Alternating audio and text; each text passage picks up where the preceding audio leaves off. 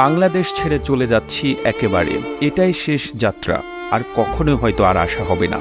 ২০ বছর বয়সে নিজের পরিবারের জন্য এবং নিজের ভবিষ্যৎ সুন্দর করার জন্য জার্মানিতে পাড়ি জমিয়েছিলাম।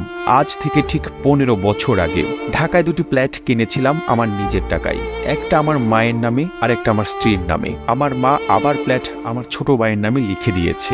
দেশে আসার পর আমার ছোট ভাইয়ের ফ্ল্যাটে আমার জায়গা নেই, তাকে আমার টাকা দিয়ে পড়াশোনা করিয়েছি, সে এখন ভালো জব করছে। আর আমার স্ত্রী আমার কেনা টাকা দিয়ে ফ্ল্যাটে আমাকে ঢুকতে দেয়নি, আমাকে দরজা থেকে কুকুরের মতো তাড়িয়ে দিয়েছে। সে আমাকে তালাক দিয়েছে বিনা কারণে।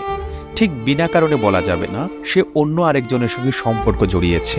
বাংলাদেশে ২০ দিনের মতো হোটেলে ছিলাম, আর আপন মানুষের প্রতারণাগুলো মুখ বুঝে সহ্য করলাম। টাকার কাছে সবকিছু অসহায়। নিজের রক্তের বেঈমানি, তার উপরে নিজের আপন স্ত্রীর বেঈমানি, সবকিছু আমাকে বিপর্যস্ত করে ফেলেছে, মেন্টালি ভেঙে টুকরো টুকরো করে ফেলেছে। যে মানুষগুলোর জন্য জীবনে এতগুলো বছর নষ্ট করলাম, বিদেশে থেকে এত কিছু করলাম, সেই মানুষগুলো আমাকে টিস্যু পেপারের মতো ব্যবহার করে ছুঁড়ে ফেলে দিয়েছে। এমনটাই হওয়ার ছিল, এটাই হয়তো ভাগ্যের লেখা। আমি অনেক কষ্ট পেয়েছি, অনেক কিছু শিখেছি, তার মানে এই না আমি শেষ হয়ে গেছি, আমি নিঃস্ব হয়ে গিয়েছি। এরকম ফ্ল্যাট আরো 10টা কেনার সামর্থ্য সৃষ্টিকর্তা আমাকে দিয়েছে, কিন্তু কোনো লোভ দেয়নি, কোনো অহংকার দেয়নি। কারো প্রতি কোনো অভিযোগ নেই, কোথাও কোনো বিচার দেব না। বিচার এক জায়গায় দিয়ে রেখেছি, তিনি নিশ্চয়ই সবকিছুর ঊর্ধ্বে নিরপেক্ষ বিচারক। লেখাটি বিদেশ থেকে ফেরত আসা এক প্রবাসী ভাইয়ের জীবনের গল্প।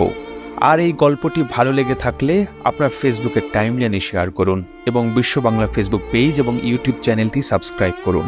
একই সঙ্গে আপনি বাংলাদেশের কোন জেলা থেকে প্রবাসী ভাইয়ের এই গল্পটি শুনছেন বা দেখছেন আমাদের কমেন্ট করে জানান। আমরা পরবর্তী ভিডিওতে আপনাকে ধন্যবাদ জানাতে ভুলব না। আর এতক্ষণ বিশ্ব বাংলার সাথে থাকার জন্য অসংখ্য ধন্যবাদ।